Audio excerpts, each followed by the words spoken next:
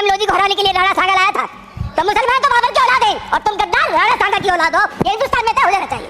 अगर बाबर की तो आलोचना करते हैं, राणा सांगा की आलोचना नहीं करते। कामया सुमन जी ने भी इतिहास का कोई पन्ना पलट दिया, जिस पन्ने में अगर इस तरह की भाव लिखा होगा 200 साल पहले 100 साल पहले हम लोगों ने इतिहास लिखा नहीं। भारतीय इतिहास के महापुरुषों को लेकर जैसी राजनीतिक बयानबाजी हो रही है, उनमें कोई नई बात नहीं है।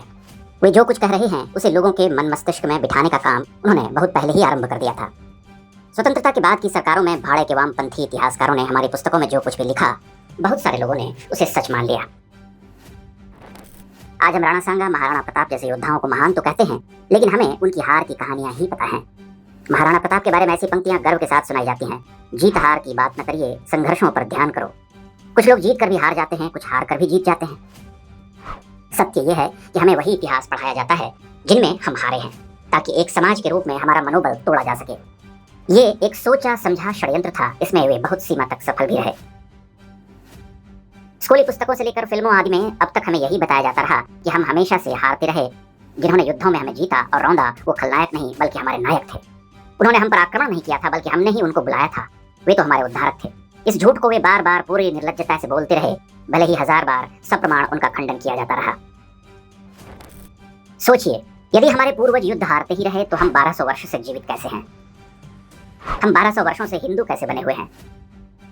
हमारे पूर्वजों की भूमि की चौहद्दी बहुत कुछ गंवाकर भी प्रायः वैसी ही क्यों है? और उसी चौहद्दी को पुनः प्राप्त करने के लिए हम आज भी प्रतिबद्ध क्यों हैं? वर्ष 1947 में मिली कथित स्वतंत्रता के बाद भी हमारे मन मस्तिष्क में यह बात बिठाई जाती रही कि राजपूतों ने लड़ाइयां तो लड़ी, लेकिन वे हारे हुए योद्धा थे। वे कभी अलाउद्दीन से हारे, कभी बाबर से हारे, कभी अकबर से और कभी औरंगजेब से। क्या वास्तव में ऐसा ही है? मेवाड़ के राणा सांगा ने 100 से अधिक युद्ध लड़े, जिनमें मात्र एक युद्ध में उन्हें पीछे हटना पड़ा। हमारे इतिहास की पुस्तकें उसी एक युद्ध की कहानियां सुनाती हैं। उसी युद्ध से राणा सांगा का इतिहास शुरू होता है और उसी पर समाप्त हो जाता है। राणा सांगा द्वारा लड़े गए खंडार, अहमदनगर, बाड़ी, गागरोन, बयाना, ईडर, खतौली जैसे युद्धों के बारे में हमारी नई पीढ़ियां कुछ नहीं जानती। अगर किसी को कुछ पता भी हो तो उतना नहीं जितना वो खानवा के युद्ध के बारे में बता सकता है। खतौली के युद्ध में राणा सांगा ने अपना एक हाथ और एक पैर गंवाकर भी इब्राहिम लोधी को दिल्ली तक खदेड़ा था, लेकिन वह बहुत मायने नहीं रखता। बयाना के युद्ध में बाबर का कायरों की तरफ भागना भी गौण हो गया। कहानी केवल और केवल खानवा के युद्ध की, जिसमें बाबर की सेना राणा सांगा पर भारी पड़ी थी, वो भी केवल इसलिए क्योंकि उसके पास तोपें थीं। महाराणा प्रताप का नाम आता है तो सबसे पहले हल्दी घाटी की बात होती है। इस युद्ध के परिणामों पर हमेशा से विवाद रहा है। यह ऐसा युद्ध था जो अनिर्णीत माना गया था, लेकिन वर्षों तक हमें बताया गया कि इस युद्ध में राणा की हार हो गई थी। लेकिन इससे पहले महाराणा प्रताप ने गोगुंदा, चावंड, मोही, मदारिया, कुंभलगढ़, ईडर, मांडल और दिवेर जैसे कुल 21 बड़े युद्ध जीते। 300 से अधिक मुगल छावनियों को ध्वस्त किया। महाराणा प्रताप के समय मेवाड़ में लगभग 50 दुर्ग थे। लगभग सभी पर मुगलों का अधिकार हो चुका था। 26 दुर्गों के नाम बदलकर मुस्लिम नाम रखे गए। उदयपुर मोहम्मदाबाद और चित्तौड़गढ़ अकबराबाद बन चुका था। फिर कैसे आज उदयपुर को हम उदयपुर और चित्तौड़गढ़ को चित्तौड़गढ़ के नाम से ही जानते हैं, ये हमें कोई नहीं बताता। 50 में से 2 दुर्ग को छोड़कर शेष सभी पर महाराणा प्रताप ने विजय प्राप्त की थी और लगभग संपूर्ण मेवाड़ पर दोबारा अधिकार किया।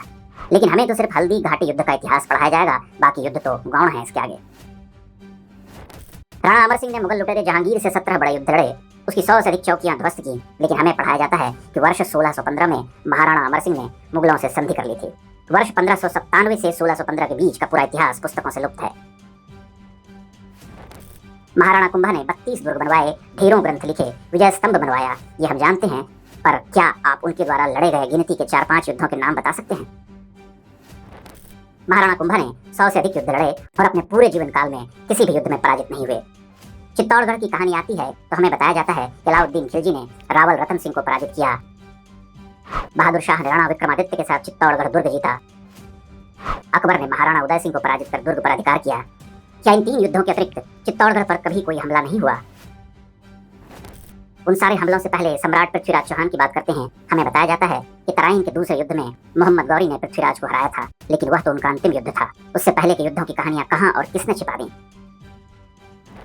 आज बहुत सारे भारतीय मान चुके हैं कि राजपूतों ने सही रणनीति नहीं अपनाई, हमेशा खराब हथियारों का प्रयोग किया, इसलिए वे बार बार हारते रहे।